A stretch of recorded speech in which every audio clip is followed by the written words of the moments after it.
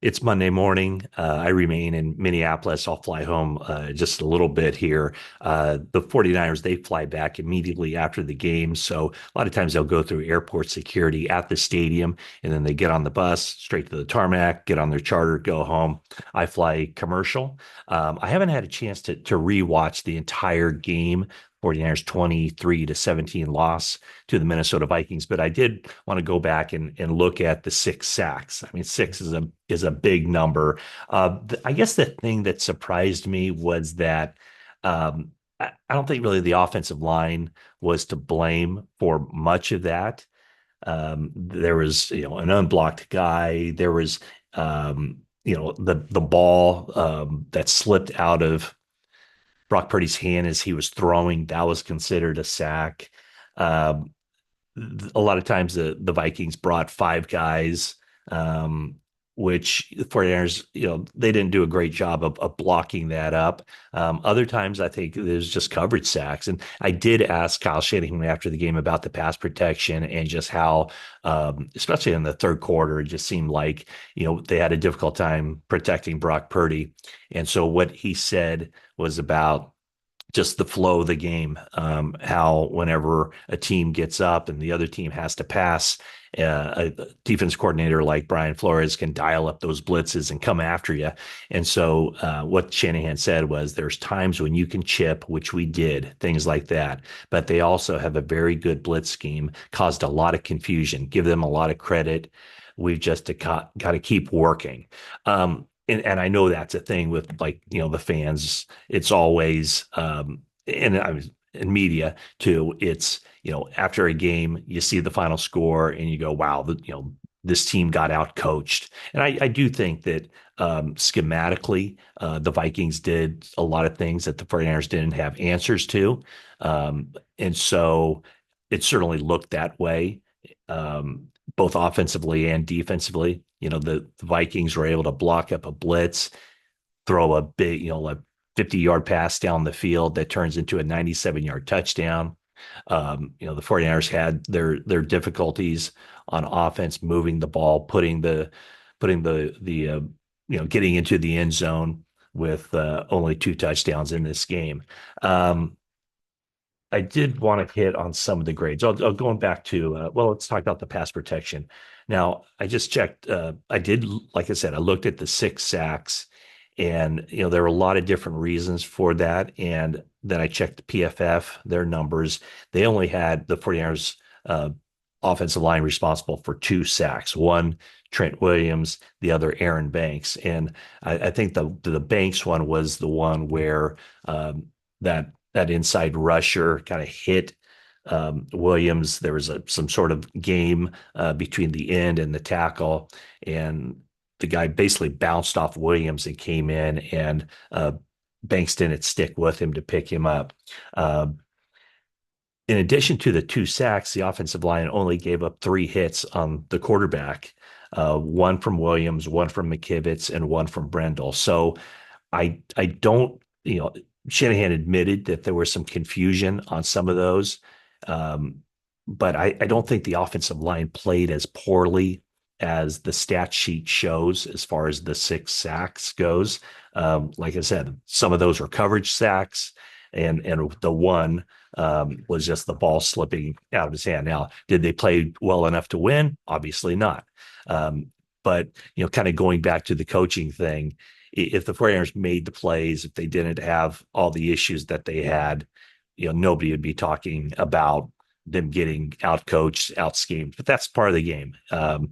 The Vikings executed their coaches' plans better than the 49ers executed the plans of Kyle Shanahan and Nick Sorensen.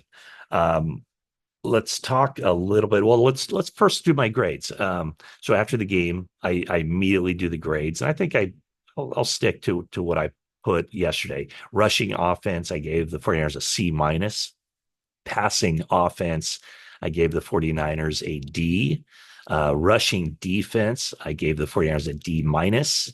Passing defense, I gave the 49ers a D minus, and it would have been an F if it weren't for Fred Warner. I'm generating two takeaways, one with an interception, one with the punch to force the fumble on Aaron Jones. Special teams gets an F, coaching gets a D, and overall D minus.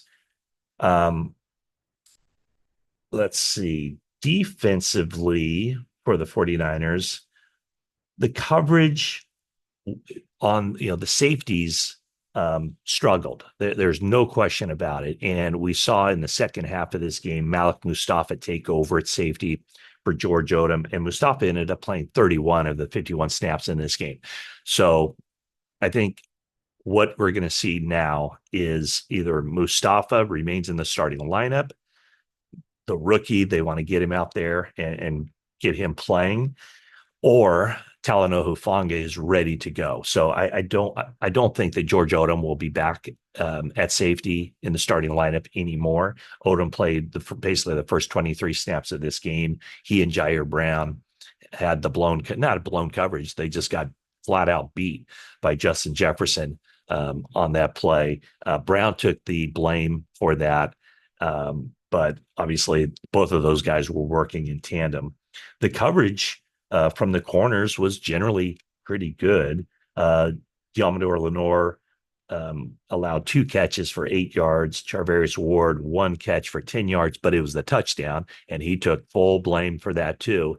Kind of sensing there was a run play, he just aggressively went up in run support, and Naylor ended up leaking out behind him for the easy pitch and catch. The 49ers pass rush wasn't as good as it definitely could have been.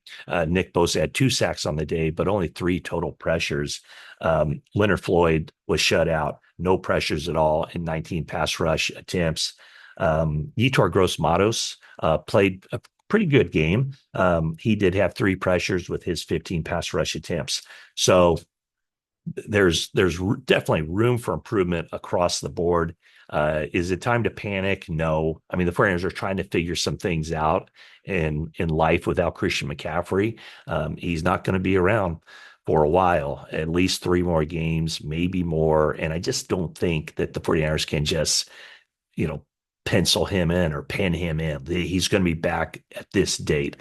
When you think about that injury, he was out a full month of training camp, and it still just didn't get back to the point where he could get on the field and stay on the field. Offensively, the 49ers, because of no Christian McCaffrey, now they're going to a lot of no back sets on 3rd and long situations. Brandon Ayuk and Deebo Samuel, they played 61 snaps for Ayuk, 60 snaps for Deebo, out of 70 snaps for the offense. Juwan Jennings, 38 snaps. Chris Conley, 9 snaps, and Ronnie Bell, 6.